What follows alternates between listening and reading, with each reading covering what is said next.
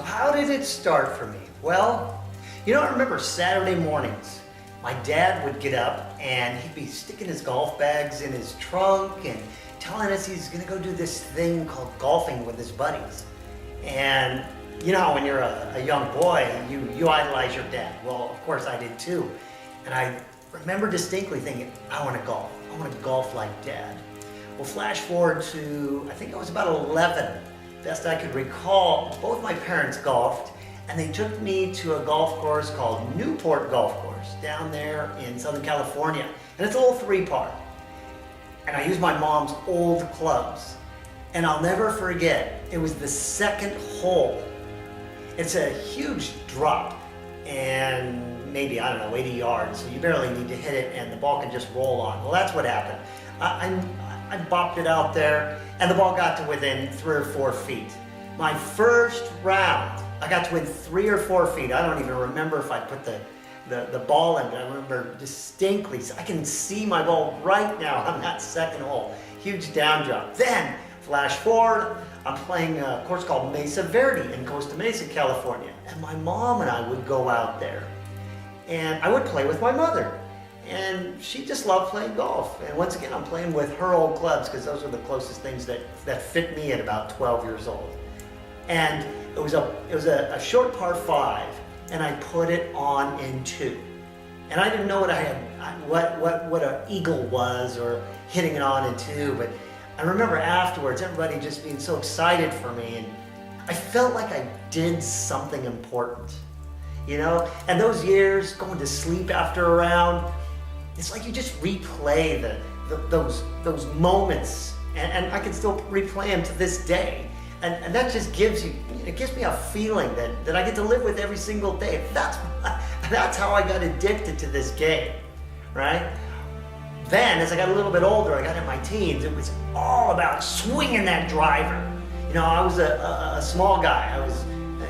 I'm 5'5" now. I was smaller than that back then as a teenager. And just swinging all out and crushing a ball, that was what I wanted. And that gave me like a taste of greatness. Didn't matter my scores weren't so good or I wasn't a great golfer. No, I just loved swinging the ball hard. It's so tempting, this game, and so tantalizing. Those moments that you've got something there and you want more of it. It's a drug, it's addicting. And later on in my teen years, Ian Woosnam became my hero because he's short. He's actually shorter than me, 5'4", won the Masters, great career, love him.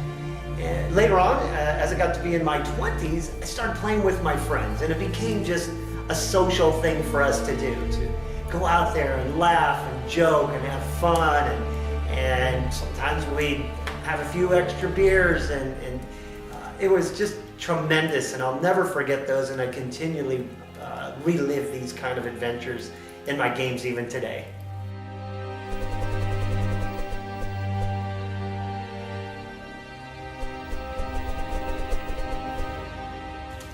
So how did I get started in the golf business? Well, we got to go back a little bit. In my 30s, it was all about score improvement. I passed the just had fun. I wanted to get better, wanted to break 80. That was my single-minded focus about this game. I couldn't wait for Saturday mornings when I'd have my regular foursome and we would bet my normal foursome buddies, and we'd bet on KPs and lunch was at stake and skins, and we'd do all this stuff. And back in those days, I had this nice little consistent fade that I can count on and aim for the left side, end up somewhere in the fairway. Well, I wanted to fix that. I went and took lessons. I was doing everything everybody teaches you that you're supposed to do. And the first thing I wanted to learn was how to make the ball go right to left. And I distinctly remember my pro saying, "Are you sure you want to do that?" And I said, "What do you mean? Of course." Well, long story short, I ended up being able to miss the fairway by the left and the right now. Well, anyway, sometimes we all have to have a breakdown in order to have a breakthrough, and that happened to me. I went out after taking lessons and practicing like crazy to try to improve my scores, break 80, and I ended up shooting a 112 at a course outside of Portland called Sigl. And I was so disgusted, I took my clubs and I threw them in the corner of the bag, or the corner of the garage, and I gave up I said, forget it, I'm done. Well, A few months later, I'm in my garage cleaning it out, some boxes in the corner, and there were a box of books. And there were a couple books there from when I was in college in a course called Interpersonal Communications. The books were Psycho-Cybernetics and Super Learning. And both of them, I believe, had references to Jack Nicklaus. They weren't about golf at all. Anyway, I started thinking about what was the concepts here and over the next few months and applying it to a lot of things, but especially golf. Anyway, the next summer, it was almost a year later after my breakdown, I go out, no practice, no nothing, little family weekend vacation out to Central Oregon, Eagle Crest Ridge Course, Central Oregon, and I shoot a 78. It was like out of nowhere. I have no idea how it happened. I ended up going on a tear, researching strategy, the mental game, and later when I heard Tom Watson say this game is about who can manage their emotions, and I thought about all the times where I'd missed a shot and then brought it to the next hole, and where I was nervous on the greens, and I just thought that was it. And I utilized all this information. I drove my scores down into a 5 handicap without practicing, all of this while working 60 hours a week in my corporate job. At the time I had a wife, I had 2 kids, I had obligations. It was crazy, no practicing. I ended up getting a hole-in-one. I shoot a 1 under par on a full-size course, and I research even more. I'm just become fanatic about understanding this game.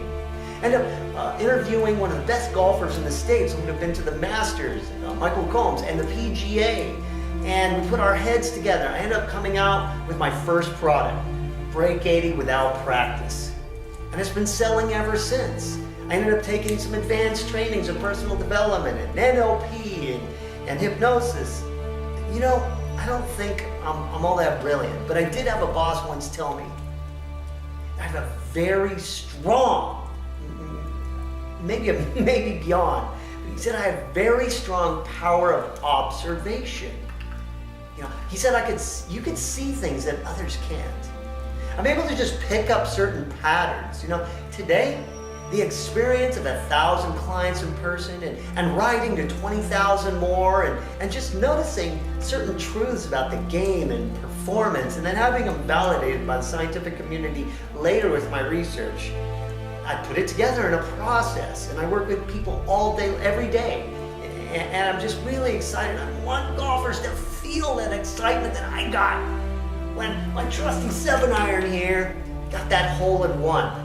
It was so exciting to have my partner. I didn't dare go reach for that ball. I wanted him to do it, lest somebody think I didn't do it, and I planted it there. He pulled it out. He signed my card. I have it up there in my bookshelf. I want people to get the excitement from that. That's why I do this job. And by the way, in golf, it's a metaphor for life. I've learned so much from this game and have it permeated into all areas of my life, and I want that for all my golf.